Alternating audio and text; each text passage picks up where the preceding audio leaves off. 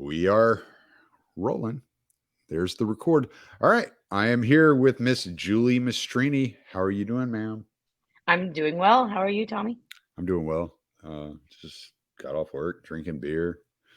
I was listening to UFC podcast to clear my mind. So, you know. I'm not even going to tell you what type of media I use to clear my mind. It's terrible. Oh I read no. like celebrity gossip, like just mindless, like this actor is doing this movie and TMZ. dating me. Not TMZ, but I'm just like total mindless crap. I'm like, what are Yeah. the celebrities up to? And there's all I kinds of terrible yeah, satanic stuff in there, but I feel you. But Nate Diaz just got in a street fight the other day, and I got to find out if they're going to press charges or not. So he was like, "Hey, you know, um, so we've been kind of chatting back and forth. I saw you on Kyle Matovic's show, and then I've seen you on Counterflow a couple of times. Your conversation with Matt and Buck was really great. It was really good. Matt is one of those guys that every time I listen to him, I'm like, wait, what are you talking about? I got to listen a couple of times. Like it's like, hold on, oh, you slow he's down for me, so brother. He's so smart. I was like, I have no business being next to this person on this show. Yeah. He's like Matt, but really he's smart. such a nice guy too. So, Oh yeah, he's uh, great. It was so, yeah, he's smart. um, but you have an kind of an interesting, as far from my perspective, you have kind of an interesting projection into orthodoxy, number one, but also through the libertarian part of politics. Because I guess it's interesting to me and Buck and Matt because it's completely like opposite of the way we entered the political sphere. So talk about your projection into the political sphere, if you would. Yeah, I mean, it really started back when I was entering college and I was very radicalized by student debt. And I was just like, why is the system this way? Our economic system's unfair, etc. Lots of young people go through this. And all of the influences on my college campus were super socialist, feminist, left wing, just a left wing bubble. So I really got into politics from the far left, actually, and just Mm, like rejecting everything that I had been raised under, right? Like the economic system, the moral traditions, like all of it. I just started rejecting all of it because I felt like things were unfair. And student debt is a total racket. So like I get it. And I was young and mm, stupid and I didn't really understand like what was going on there. Now I think that government backed student loans are what's inflating the price, but that's a different thing. But that's what radicalized me. And then I was like reading a lot of feminist stuff online. So I was like involved in like the Democratic Socialists of America in college. They're really left wing.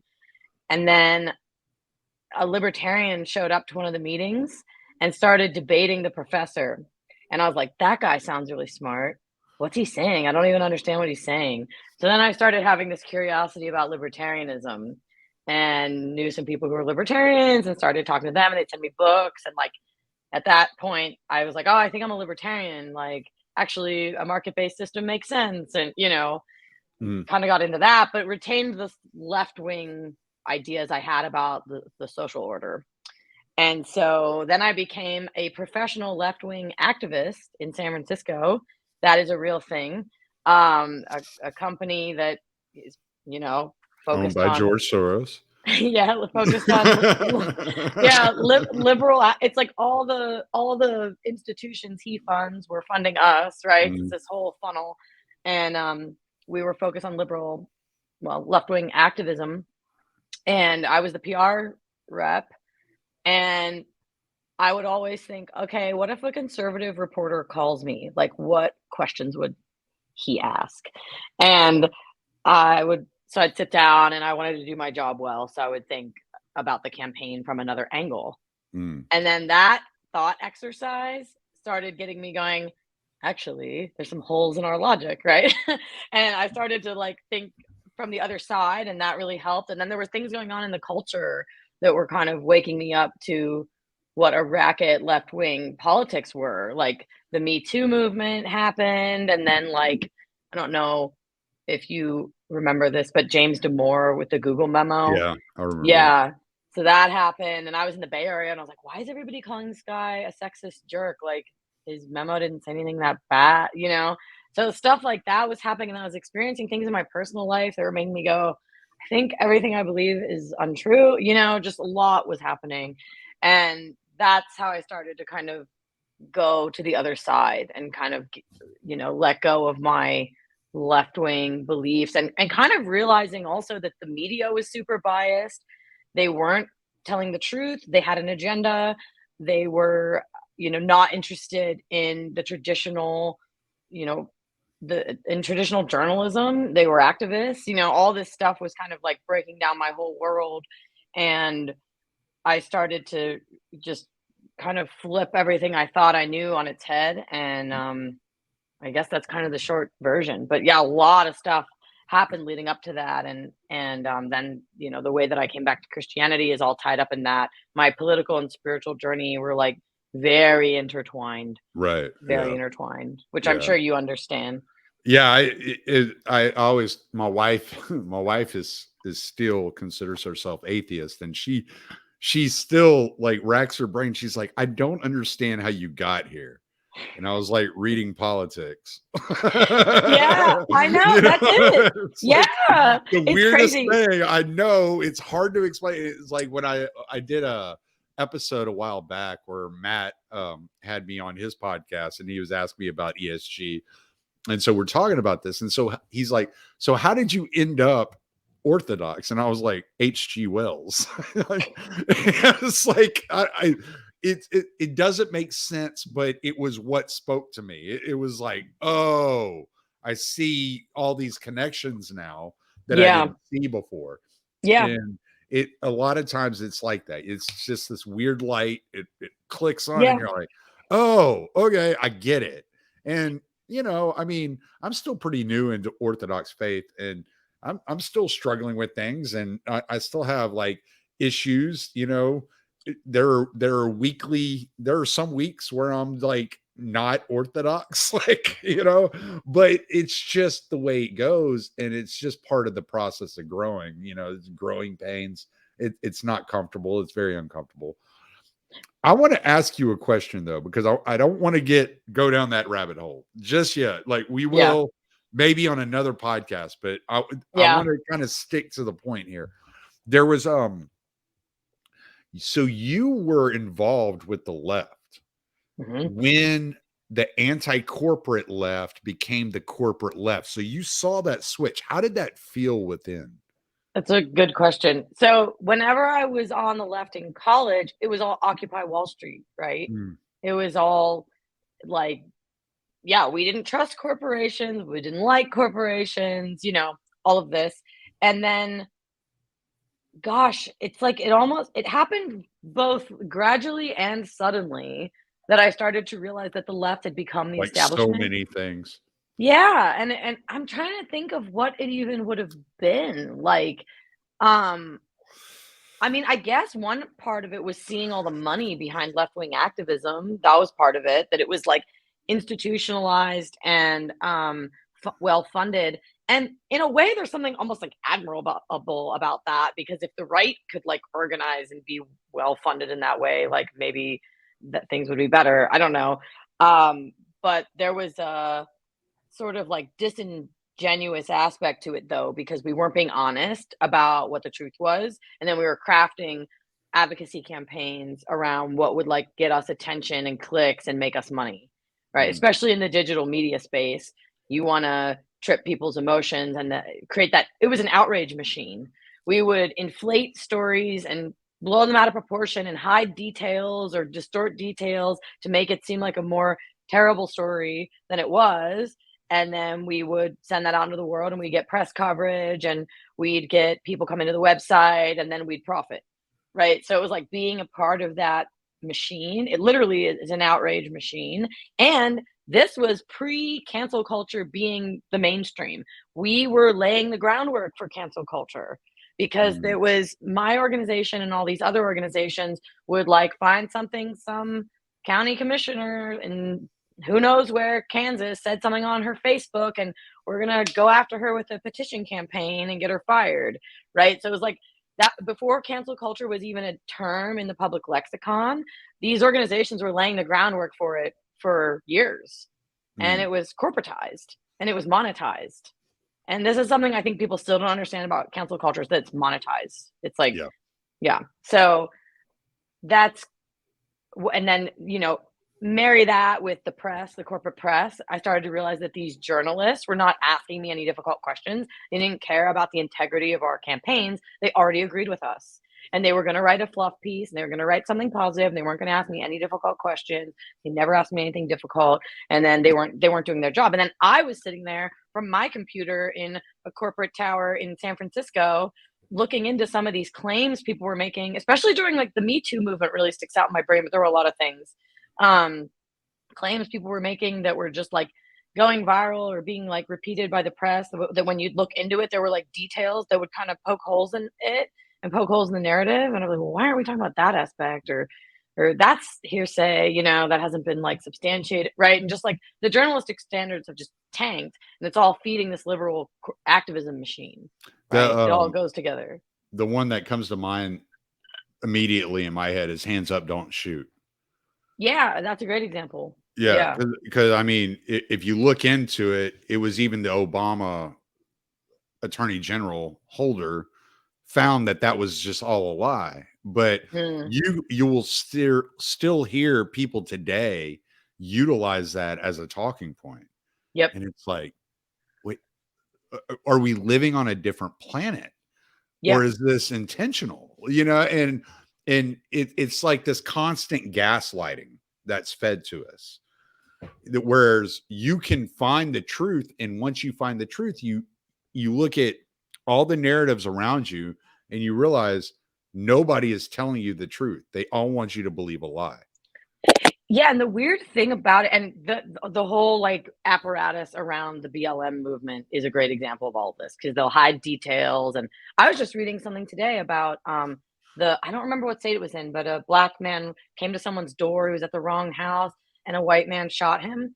And the detail that keeps being omitted is that this white guy was like 85 years old and scared because someone was trying to get into his house, right? And Mm, but they don't tell you that he told police he was scared and thought someone was breaking in, right? So like when you know that detail, it's like, well, maybe it was an honest mistake. You can kind of give people the benefit of the doubt. He's not some like, murderer, right? Like it's yeah. a terrible thing to happen, but to spin it as this like racism narrative is like, you're being dishonest. And so then I've talked to people about this where it's like, are people being willfully dishonest? Do they know the truth? And then they're like, making a choice to distort it, or do they just genuinely not know? And I would say that, like, from me being on the left and being involved with people on the left, and maybe I don't know if this is like too charitable or what, because I've had debates with this about people, but my experience seemed to be that people were simply not interested in the truth. And if you asked questions, they didn't care. So it was more this like subconscious desire to block out information that would break down their whole worldview. And Mm, I say subconscious purposefully. Like I don't think a lot of these people want to know the truth because of what it would cost them. And it's all subconscious. They're not consciously thinking, I don't want to know the truth because it would require me to change my life. It's just subconscious. They're just cognitive will dissonance. Yeah, they'll just block it out. They'll block out questions you ask. They'll block out information. The journalist that wrote that piece that I just mentioned, where it said about the black man who was shot, and they didn't include the detail that the old man was super old and said that he was scared. I bet the journalist didn't even allow that piece of information to like enter their consciousness. They like subconsciously block it out because it would like break down the narrative, and the narrative's too convenient. And so I don't know. I think that's a large part of what's happening, but we could talk about if there's like higher levels to it where people know what they're doing and have an Well, agenda. oh, I'm sure there are some Yeah. people, but Yeah. there are a lot of, as Stalin said, there are a lot of useful idiots, right? Yeah. And they're going to use those people.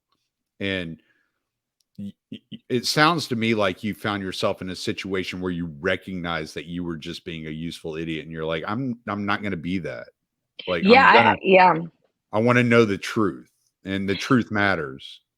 Yeah. And the crazy thing about it is since I was the PR representative, I was writing press release for these left wing campaigns, and I could write them so fast because it was propaganda because it was like you just plugged in certain buzzwords, right? Mm, And then you could craft it real quick and send it out. So it was like I could just be this like propaganda machine, and I've totally repented for this.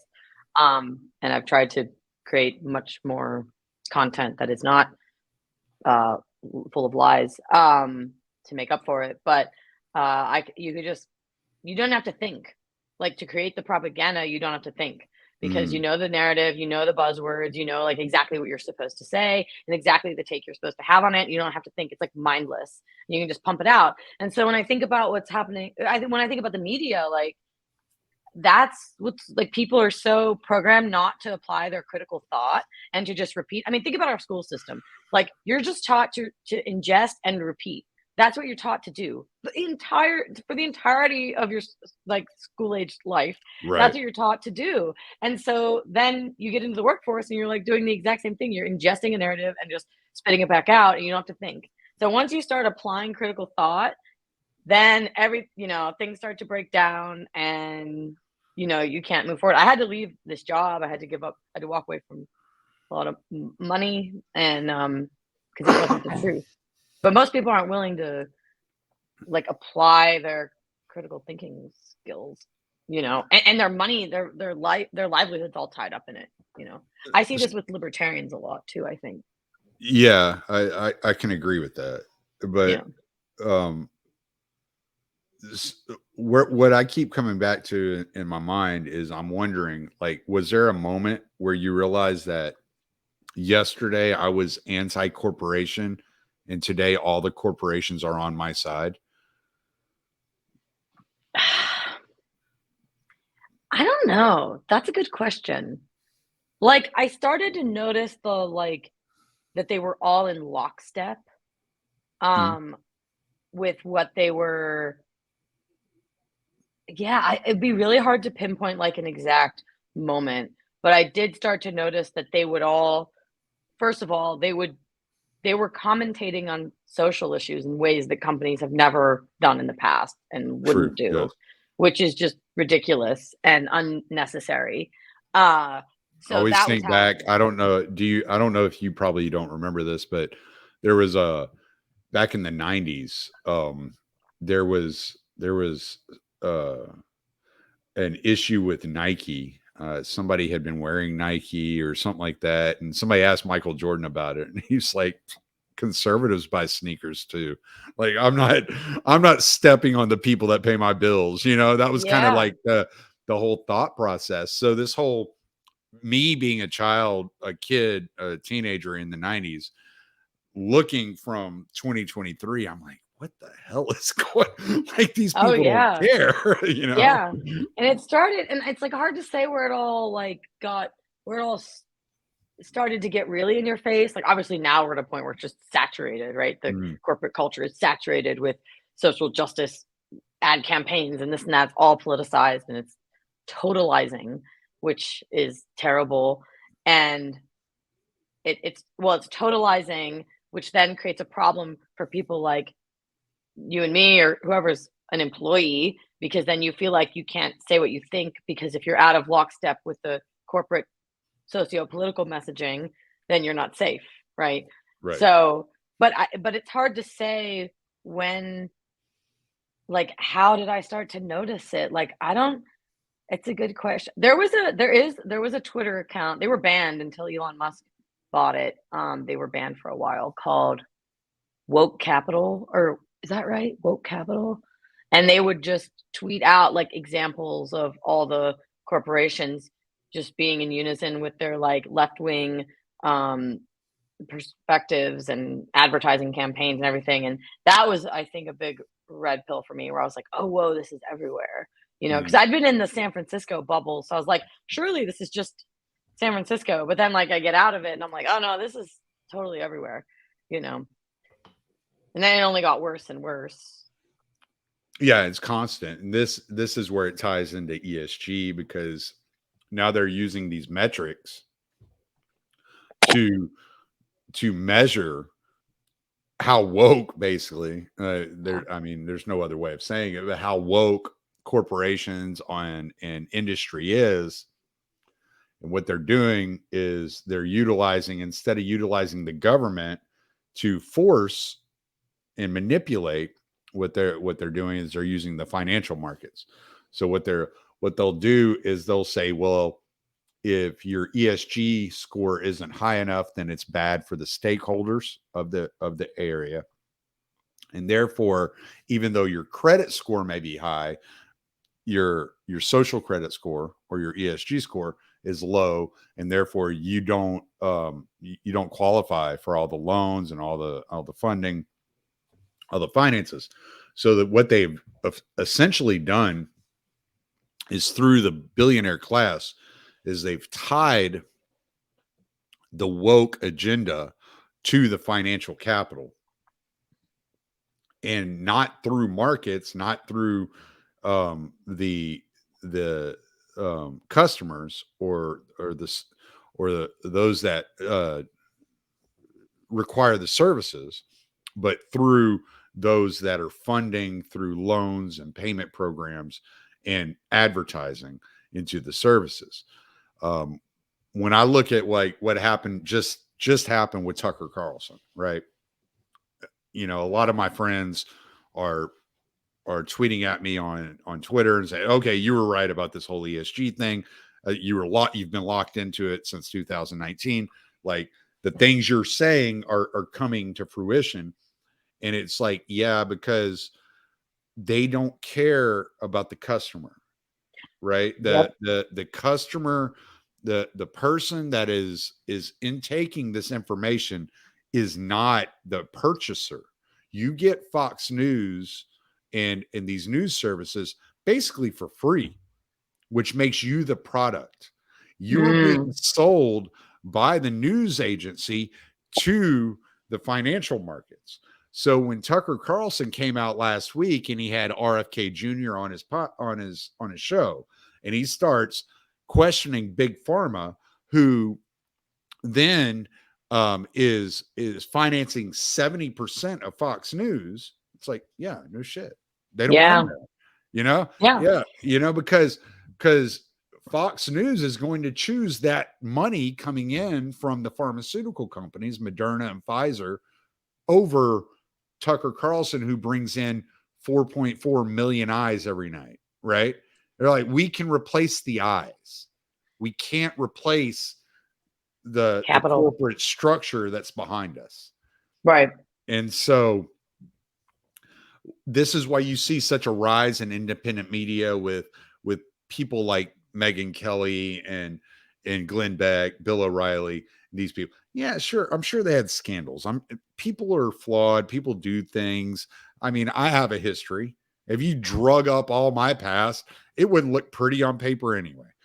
Yeah. You know, and so it's like, okay, yeah, there's that, but then there's also like this corporate structure is threatening to completely decimate your programming, and now you have people that are saying, okay, if we have to compete with the corporate structure, how do we do that? And we do that through the funding, through Substack and through these paywalls. And you get a Glenn Greenwald, you get your uh, Jimmy Dores, Aaron Mate's, the Gray Zone. You can think whatever you think about them as activists or journalists or their political opinions, but they actually have the right idea. They were able to take these ideas that Chomsky taught about what the media apparatus was, apply it to themselves and create their own things. And so now you see a lot of the rumination on the right doing the same thing with the Blaze, the Daily Wire,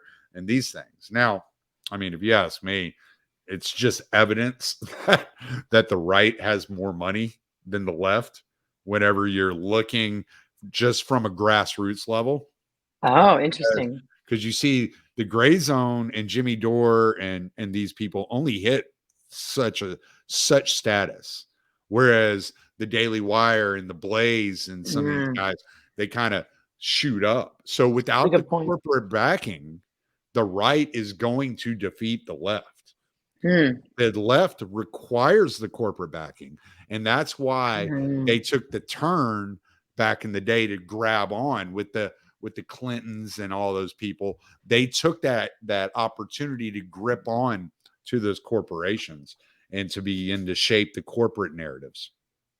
Yeah, I think you might be right. It seems like the right is more popular than the left. Like, if you just look at sheer numbers, like, even like, you I know, would I vote. would I would actually like just correct that slightly and say Yeah, that the right's not more popular. The right is a little older.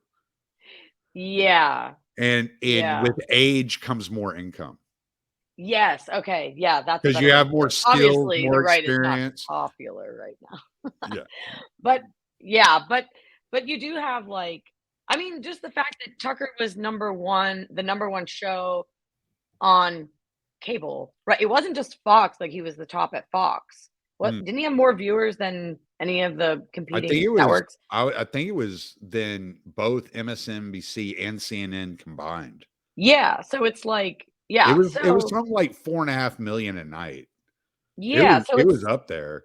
it's not, so in a way, I guess what I was, yeah, it's not like, I mean, unless people were, like, hate watching him or something, which I kinda doubt, but maybe it's like, what he was saying was resonating or hitting or, so to speak, popular, right? Like, people liked him. Of course, the left hates him, but, he had a huge base, and you But make a good point. I don't use the corporate structure as a way to measure this, and there's a reason I Mhm, don't. All right. Attention is a currency. mhm, Right. And so if Tucker Carlson, let's say he's getting 6 million 50-year-olds to watch him every night, the pharmaceutical industries are going to dump a bunch of money into his program because then that's 6 million people seeing their advertising. The reason I pull it away from the corporate structure and I look at the gray zone on the left and the Daily Wire or the Blaze on the right is because all this funding that's going to those organizations, at least most of it, is grassroots. It's the mhm. independent, like paywall you're buying into watching this product, right? And Right. so what I'm seeing is that there's more money on the individual level on the right than there is Mm, on the left because the left is typically younger. It's a younger generation, right? So what yeah, do? They have these Zoomer revolutions where they burn Chicago. You see what I'm saying? What yeah, does the right do? They dump money into campaigns. right. And And even if so you, and they, that's like a known fact too, that people are more liberal when they're young, and as they age, I'm the same way. They right, become conservative, right? You just right, need right, life right. experience and to understand things that seem ridiculous when you're young. You just don't have enough life experience to understand why someone would hold that view, and then you wise up. Um, but you're right. It's interesting to think, like, the example that I always think of, as far as the corporations no longer like serving the customer, but using the customer as a product, is like when Gillette came out. I think this was one of the early things where I was like, what is happening? Where Gillette came out with a razor ad for men, and it was basically just saying that normal male behaviors are like pathological or like, Yeah. and it was like all normal male behaviors, and they framed it all as toxic and I don't terrible. buy Gillette if you can't tell. That's funny. Yeah, we can tell. But yeah, and they were like insulting their customer base.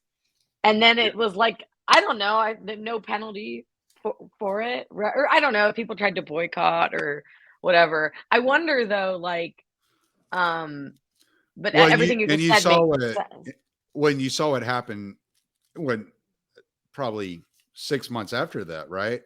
Harry's Razors, which had been advertising on libertarian podcasts, conservative shows all over the place, Yeah.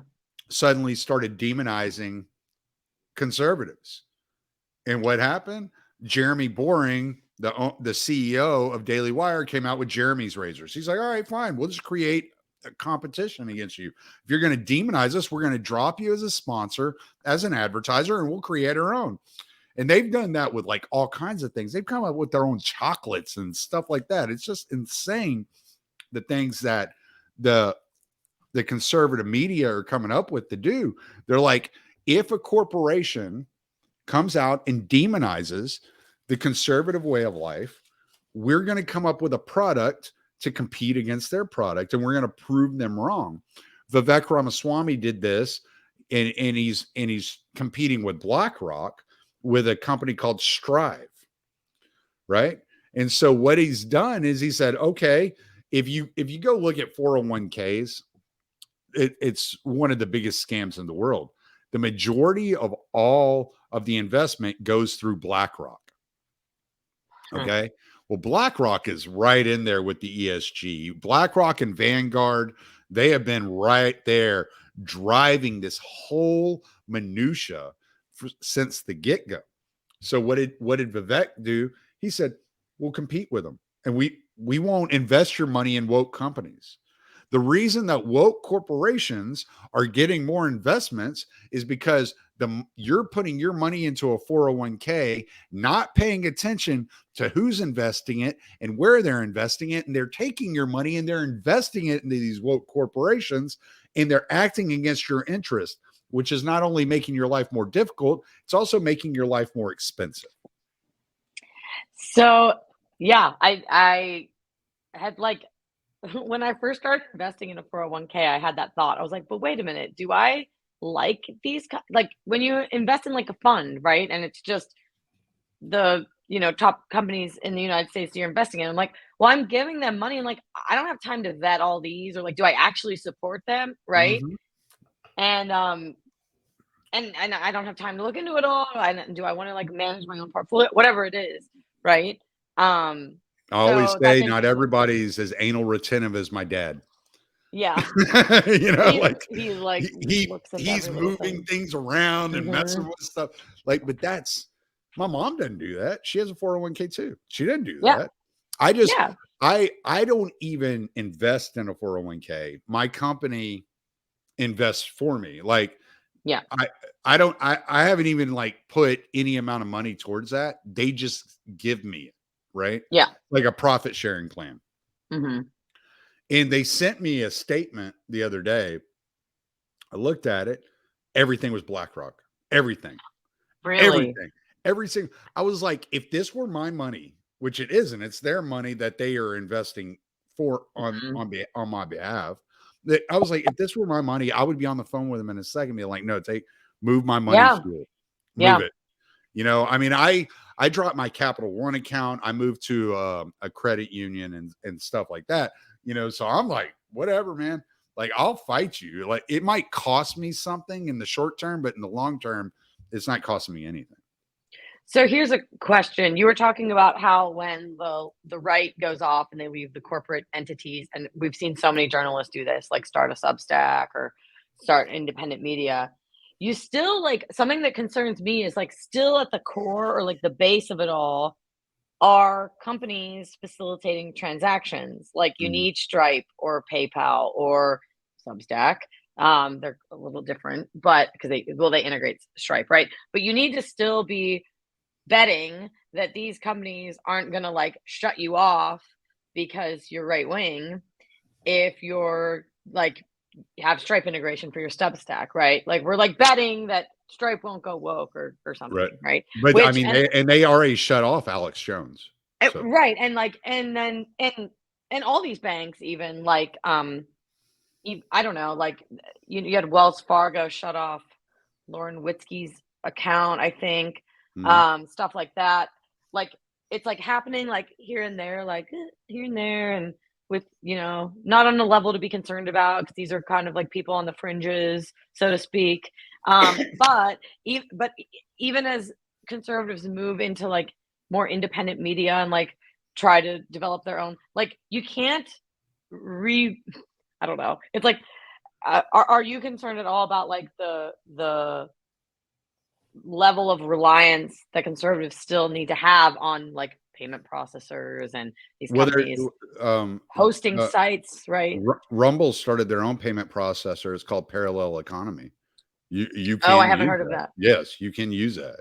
You can go to parallel economy and set yourself up a payment processing Yeah, situation. it's like similar. It's like how on Twitter, like people would spend years like building a following, right? And then just get nuked, Mm. right? And it's like you don't really own your stuff, but the amount of like work that it takes to really own your stuff and like protect yourself from all of that, it's like, I mean, maybe it's silly, but it's like a ton of work and resources that you need to even like set yourself up to be like uncancelable or whatever it is. And It takes a lot of a lot of attention, and what I mean, like I'm lazy. I didn't start my podcast like to make a bunch of money. I thought, maybe I can like you know subsidize my income at some point, but 5, 10 years, whatever, like maybe it's possible. But I started my podcast to leave kind of a record of my thoughts and my interactions and my views on the world for my children so that they could oh, get back in touch with at a later age and go, oh shit, my dad was talking about this, my dad was talking about that, like this is interesting shit, you know. And so that was kind of like my whole like goal behind the podcast. So I never did it for the money. But there are ways that you can set up. I mean, I know Ryan Dawson has made a living out of working around all this shit, because he's been canceled from everything, and he's helped other friends of mine like Pete Quinones. I also know, like I said, Rumble started a payment processor called Parallel Economy that you can go use. I know there's Subscribestar. I know that there's that I can't think of the name of the website that Dave Rubin started, and oh, locals, right? locals. There you go. Locals. Yeah. Okay, you know what's interesting though is like, okay, here's what's interesting about this though. You still have to trust that on a long enough timeline, these companies aren't going to go woke because, which, and maybe they won't, if you keep the right leadership and the right um, structure and hiring decisions are kept tight, right? But we've seen companies or nonprofits that used to have ideological integrity be totally corrupted and Mm. now they're just a shell of what they once were. Like the ACLU is a good example, right? I mean, I don't know how much it's like I changed versus they changed, but I think they've changed. They used to be very like, Yeah. constitutionally focused, and Well, now they're I very mean, now they're like twisting it to what make back it in the woke. '90s, they defended Nazis marching through Right. a town of Yeah. like majority Jewish people, like Yeah, they would like never now. They would never. And they're like twisting their so what starts to happen, this is what I've noticed in corporate America through my 10 years in it, right? Is like you have a company that's set up or well, this actually applies to America and the Constitution in general, but you have let's say a company that's set up with a certain mission statement or principles in mind. And it's like we're about civil liberties or this or that. But then like you have all these young people moving through the universities that are indoctrinating them into leftism. They get into these organizations when they graduate, and then they start to bend and twist the meaning of what used to have integrity and a firm foundation, and it becomes woke. And I've seen this happen with so many companies where they just like aren't what they used to be. And it's interesting how like easy it is for people to take something and like twist the meaning of it and be like, oh, that actually means this. So we're going to do this other like Mhm. com anyway, it's like corporate communism, I think, is like what we have, where like you take uh, I mean, I think that's really what's going on. And the corporations are being used as like the foot soldiers for communist ends or something. But a lot of that is achieved by taking the mission statement and principles and values of a once of a corporation or institution that once had integrity and then twisting the meaning of it. And so, again, it's like a lot of these organizations are like explicitly set up to be a vanguard against this stuff. Like maybe they're safe. I just wonder about on a long enough timeline because it's like if you make like a couple bad hiring decisions or whatever, or you're not like really firm against, or maybe you get a CEO in who like doesn't Yeah, like, you look know, at Bud Light right now. yeah, like it's just everything's so precarious. And I mean, that doesn't mean you shouldn't try and set up these like anti-fragile companies that like hold I to think their principles, but I think what you're doing whenever you're setting up these financial institutions is you're setting up parameters, and you're like, okay, this is where the parameter is, but that is not the end all be all. That is the mechanism for control that you have to get a hold of in some way, shape, or form. The range you have to grab, so to speak. In the After that, after you get some sort of semblance of balance going on here, you're going to have to go back to the universities. You're gonna mhm. have to infiltrate the universities Yep, because yep. that's how it all went sideways. Exactly. Yep. Exactly. That's exactly what I'm saying is because, like, first the students are indoctrinated there, and then when they get into the workforce, they apply that Right. ideology to their job, and that's how you get Bud Light and whatever, and Gillette I and think right now the important thing, at least from my perspective, is to just put a red line in the sand and stop the motion. how Once so? you stop them, well, I think it is a matter of individuals that think like you and I think, acting on a individual level, and it's like it's like that you can't save anyone until you've accepted salvation for yourself, right? Like you're no good to the Orthodox Church with with with secular thinking, right? And so in order to engage into the Orthodox Church, you have to individually transform. Mhm. And you're not going to make any bigger changes on the world at large until you transform yourself. So you have to get control of yourself. And think about it. If 100 million people got control of their own finances, how things would just come to a halt.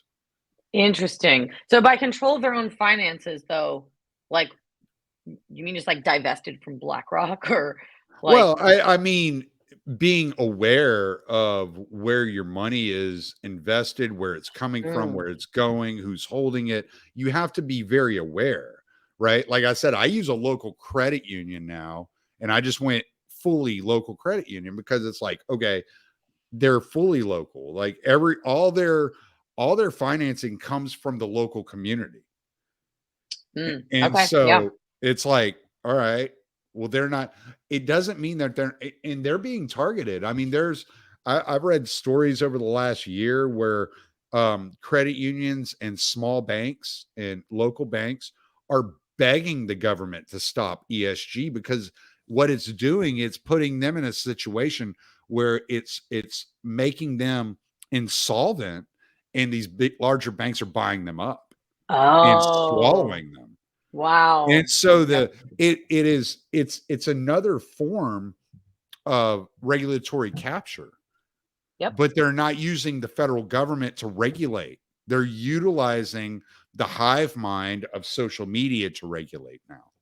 right, yeah, John Robb does a lot of good work on this hive mind mentality that we see around us, and how the hive mind that we see like on Twitter or on Facebook or on these social media apps are actually quite a minority of the actual people that live in the United States, but they are they're utilizing the art of war in order to push their agenda onto everybody else.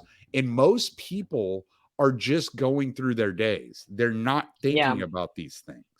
It's one of the hardest things, especially getting through to a libertarian. It's like you cannot speak this high language, this high society language, and expect the average person to understand what the hell you're talking about. They don't right, think about these things on a daily basis. That's why the way it's the reason I attack this subject the way I attack this subject. yeah, and it's like, I think it's funny too because I was thinking about during, like, COVID, how you couldn't ignore politics, it was like this totalitarian, you know, event going on, and, like, average people were having to make what I saw as, like, political decisions, do I wear the mask? Do I not wear the mask? Do I get the vaccine? Whatever. Like, and it was everything Most was just so people, hyper politicized. And I was like, that's bad. Like, I think the average person should be able to go out their day and not have to think about politics because they're not equipped to piece through it all and like handle it. But that most can people only are most people are completely unaware that their lives have been infiltrated by politics. Oh, exactly. Yes, that's exactly my point. And especially during 2020, I was like, that people didn't even see how that was all politics. Yeah. I mean, I saw the whole thing as well as spiritual war, but it was also political, and because Mm. they're like this, they're kind of the same Right, right, thing. right, right, right. And people didn't even see it, and I was like, this is a totalitarian regime that we're dealing with, but you don't even see it. You're just like, oh, there's a global illness, right? And it's like, that's not what's going on here. And it should be that the average person can just kind of ignore politics. This is also why it's so terrible that corporations are now feeling like they need to take a stance on social issues, right? Through this whole financial system, whatever their incentive is, the fact that they're doing it is because then the average person can't ignore all this stuff and just like live a happy life. Because I think the average person, like, I don't know, if you have good elites, the average person shouldn't have to think that much about politics, but we have bad elites. And then this stuff is just infiltrating everything. I don't know if you saw there was an article in the Wall Street Journal by somebody who says they helped make corporations woke and they regret it. It's not a very long article. I And haven't seen that one. yeah, but it's interesting because it has some like stats in it where they did polling and it's like 63% of Americans think corporations shouldn't take a stand on political and social issues, right? Mm. But like you said, and then like most, but meanwhile 63%, I think it was like the same number of corporate executives think that you should. And I think you've kind of pulled back the veil of like, well, why are they thinking that, right? Because and you're right, it's because the people are the product now, and they're not that's not who the corporations are serving, or like serving these financial entities, right? Right. Because it's puzzling. I think people, your average like whatever boomer or whatever, and they're like turning on their TV, and all the ads are really woke, and there's like transgender people on everything, and it's like, what is going, like Yeah, why? and you pull back the curtain and you're like, yeah, this started in 2004.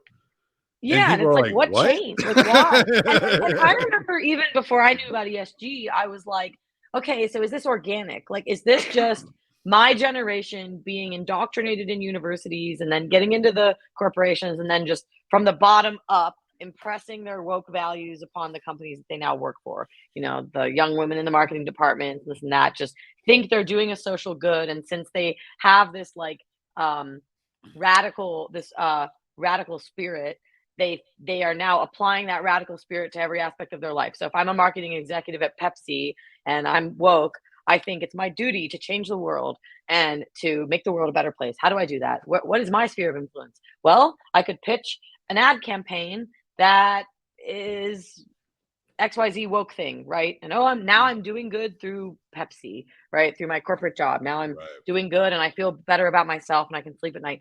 And I thought that that was mostly what was going on, that it was just like woke people in these companies, like thinking that they're doing good and not understanding that they're doing bad and just pushing stuff along.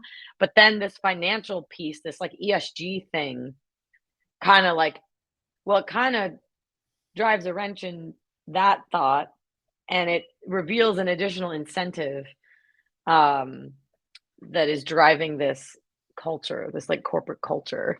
Well, and what Um, you find out when you start really like digging in to the background of all civil rights movements in the United States, you find out they were all corporately like financed. Interesting, And you're not like, surprising. yeah.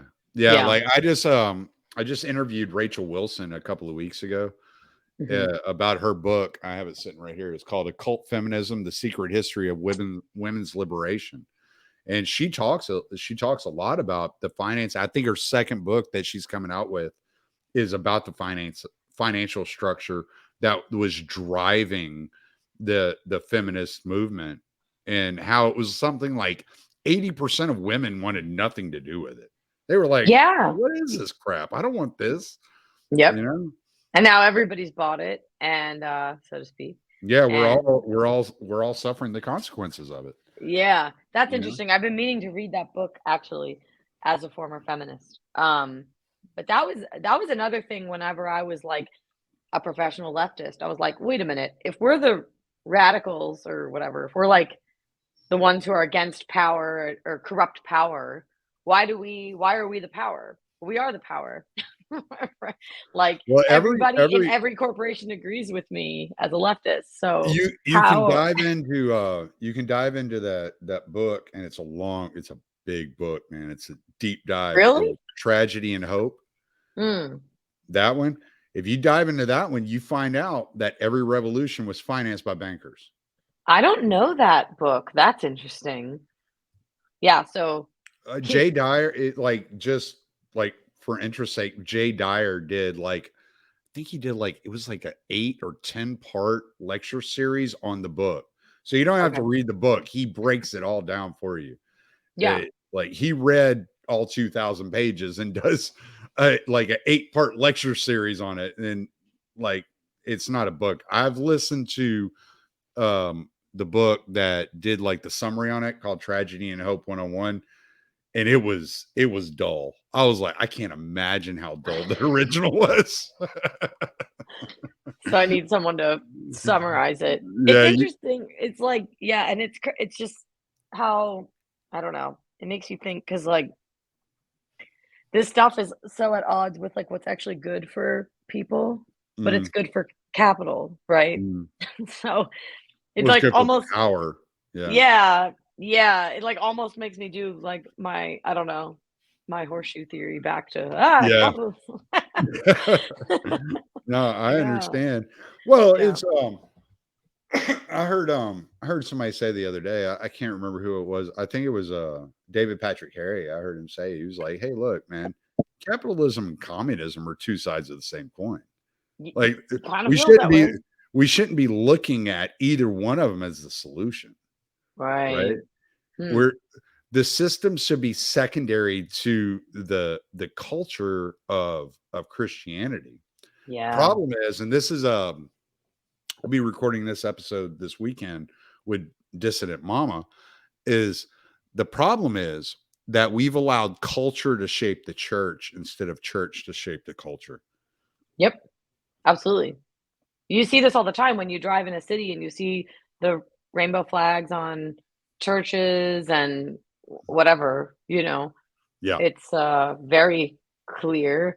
And you'll hear people say, I grew up hearing people say the church needs to be updated with the times.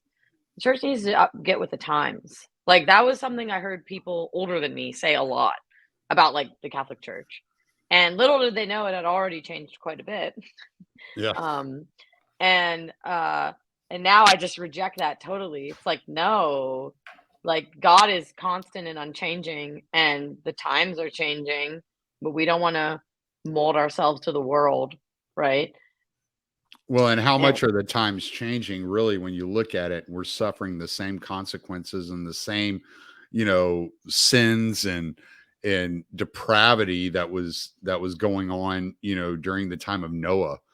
yeah, It's like yeah, that's true. It's like there is what does Ecclesiastes say? There's like nothing. Wait, there's what? nothing new under Nothing the new under the sun. sun. Yeah, and Yeah. it's true. That was a big part of me coming to Christianity too, because I was starting to look around and see things. I'd go, Christians always talked about this, huh? Mm, They yeah. always said that. Oh, there was a I reason for that. I Like, called my buddy Pete. I know Bucks talked to you about Pete Quinones. I called him in March of 2020, and I go, "Hey, dude, I'm agnostic." And he's like, "Yeah." I said, "Why does this look like Revelation?" whoa, you said that. But I grew up Yeah. Baptist, so I was all about like Oh. tribulation, and I was freaking out for a minute there. Oh, wow. Yeah, so it Yep. was like a big deal to me. I was like, Yeah. hold on one Yeah. second, brother. Did We're that? Did about to that get? enter 1,000 years of hell. Did that get you interested in Christianity again? That's what got me. Oh, That wow. that just idea. just looking around going, I live out in the middle of nowhere and I was a over the road truck driver at the time. I didn't have a lot of interaction with people other Oh. than podcasting. And I was only podcasting on things I was interested in. And so once I saw like state troopers sitting at the Louisiana Texas border and checking all the cars coming into Texas from Louisiana, I was like, what the fuck is happening? You know, like, this Uh-huh. makes no sense to me. Yep. And so it just, and then like I said, I read that H.G. Wells trilogy. I don't have the book right here, it's over on this other side. On politics, and what he was talking about, creating a scientific religion in order to incorporate everybody in under one religion. Wow. Therefore, they could create one culture that would span the globe and create a one world government. I was like, Yep. hold on one second, man. I'm seeing this right now. Okay. Yeah, it's crazy how see, I had come out of my see, this is crazy how much like the goings on of the world like influence your openness to Christianity. Because for me, it was living in San Francisco that made me go, something's up. Like this is so dystopian. Like I was seeing this like rot and decay that I don't think a Mm. lot of people saw until COVID happened. But for me, it was like 2 years before that I started being like, this is stuff Christians always talked about. There's like so much moral decay. Like there's, and the breaking down of boundaries, right? In San Francisco, it's really like the sexual culture, the like Mm. everyone's It polyamorous. has been for a long time.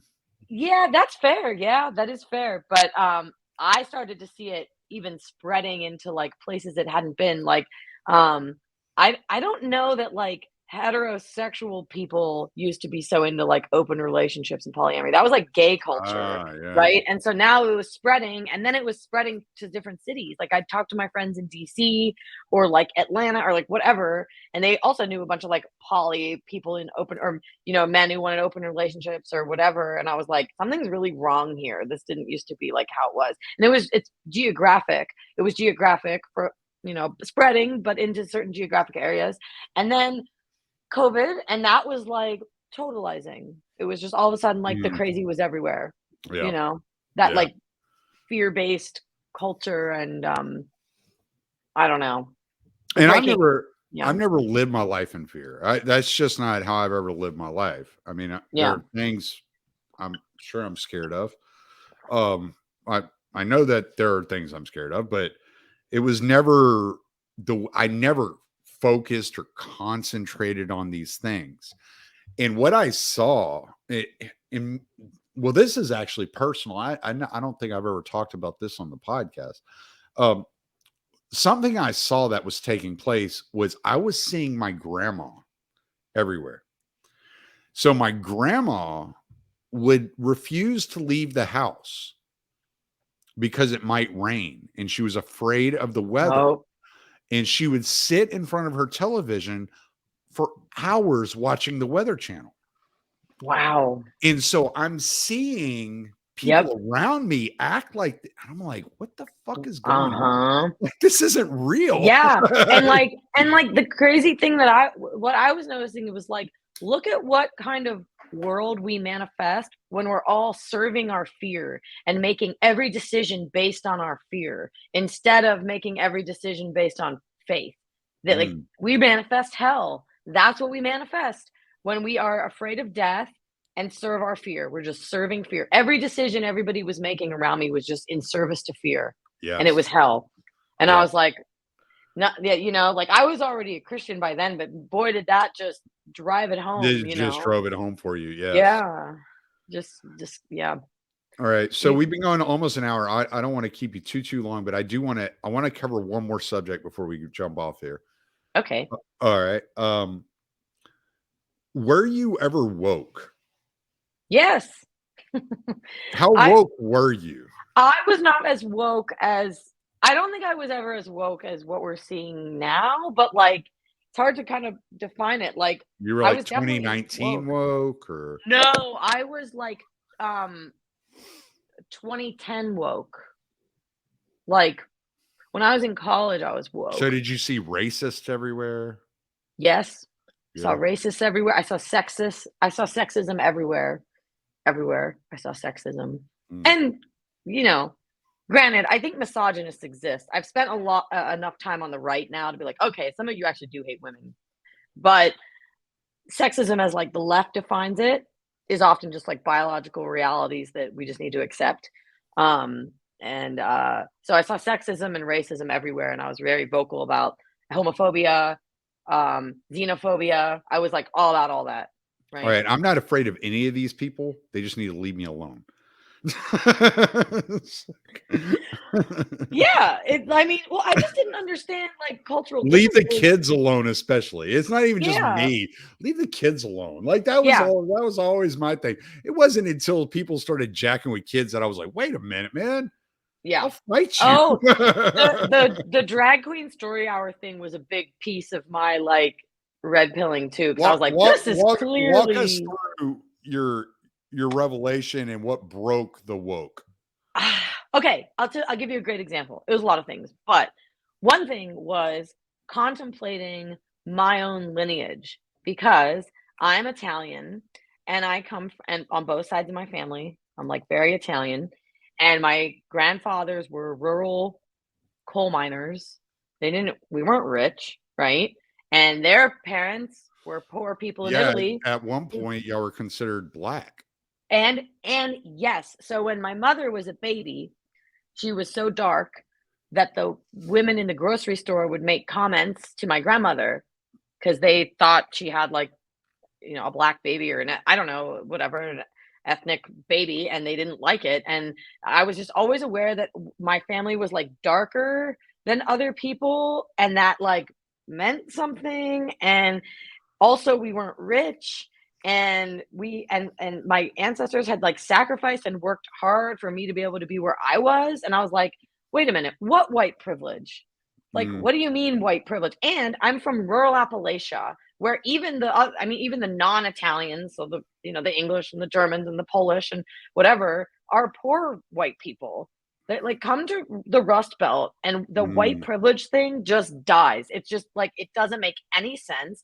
These are not people who are just more privileged because of their skin color. A lot of these people are struggling economically, and it's just a lie. So thinking about where I'm from just started to break it all down, and I was like, no, like this doesn't, like, you're actually insulting my ancestors and saying that they are like some form of oppressor when actually they were just like impoverished Italian American immigrants like trying to make a living. So right. screw you.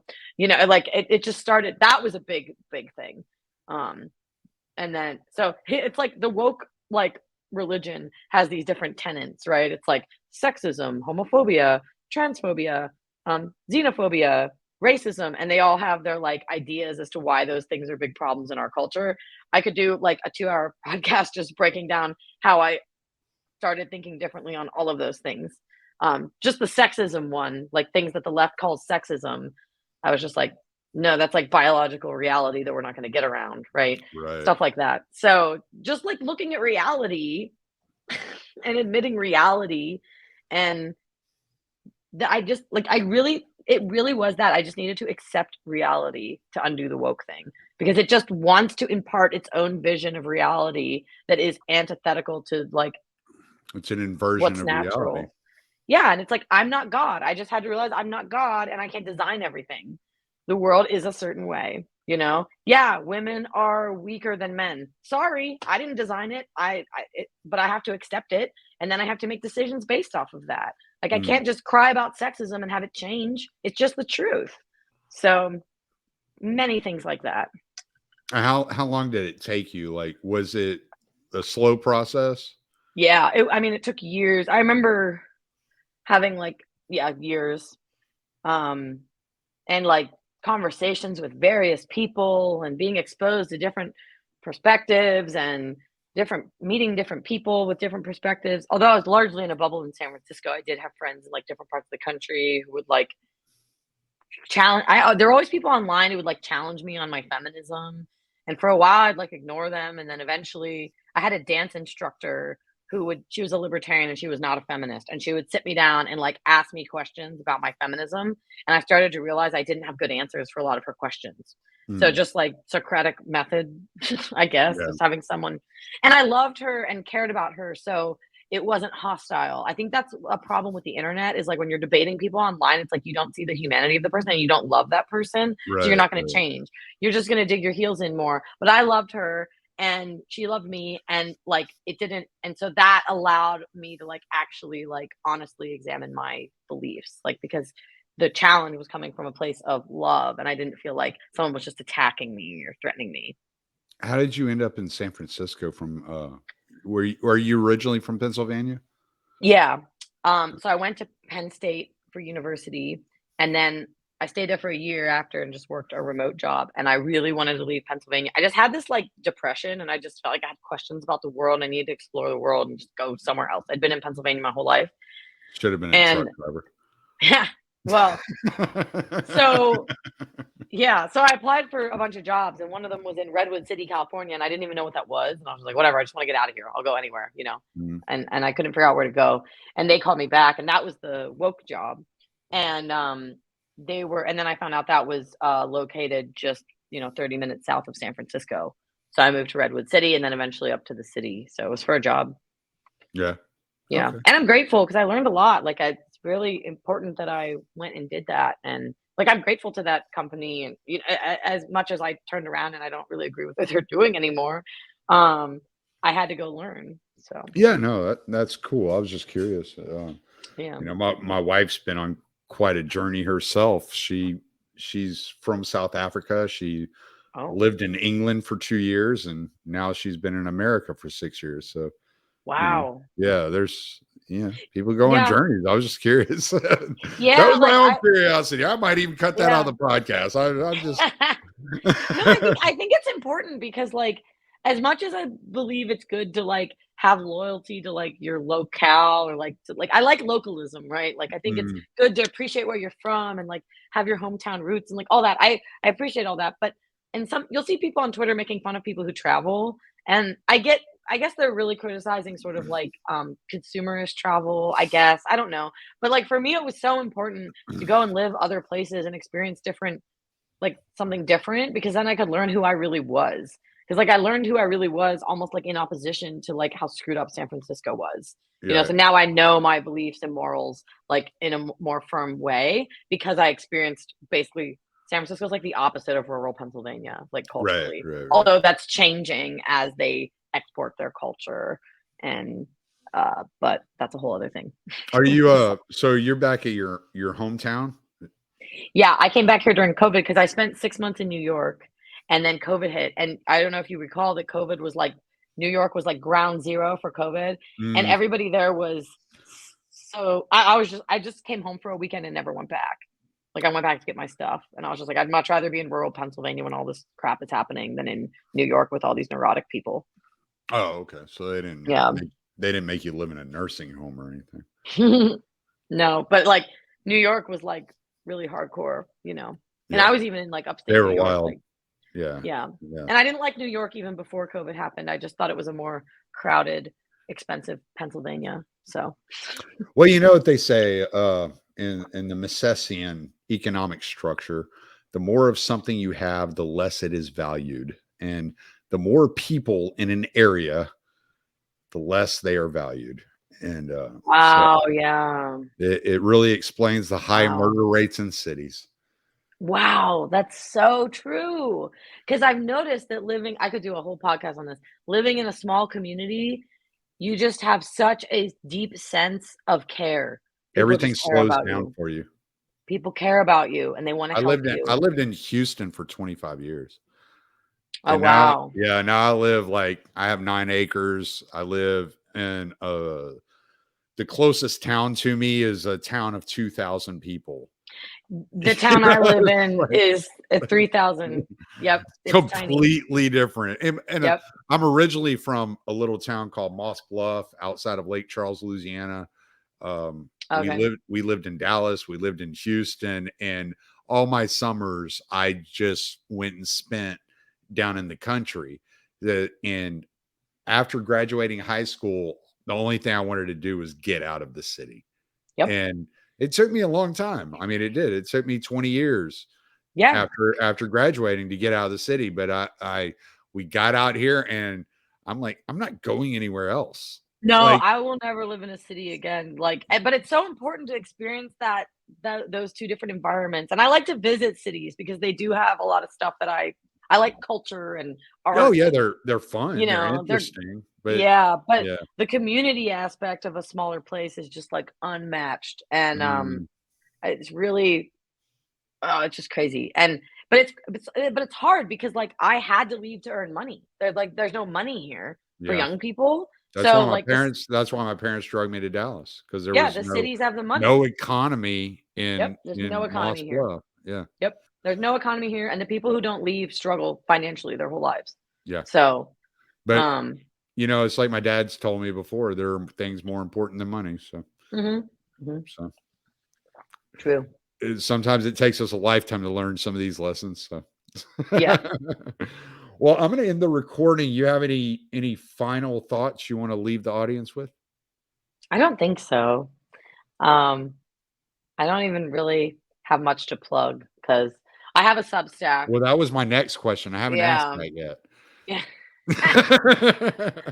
I don't have final thoughts except for that. So, Yeah. Well, you have a yeah. Substack. What's your Substack? It's called Mystic Sisters. It's with my twin. And it's And been that's slightly Amy, right? Is that her name? yeah. Okay. So that's where I would tell people to find me, but I need to be better at actually podcasting on there. So Yeah, y'all have a podcast that's been inactive for almost as yeah, long as King Pilled. yeah, yeah. This is why, like, I'm just so I'm like using my AirPods. I need to like get a mic and You sound figure it all fine, don't out. worry about it. Okay, good. Yeah, everything sounded fine. There was no issues. Okay, great. I think you froze once, and that's probably my little country internet out here. So, That's funny. so all right, Sweet. I'm gonna end the recording.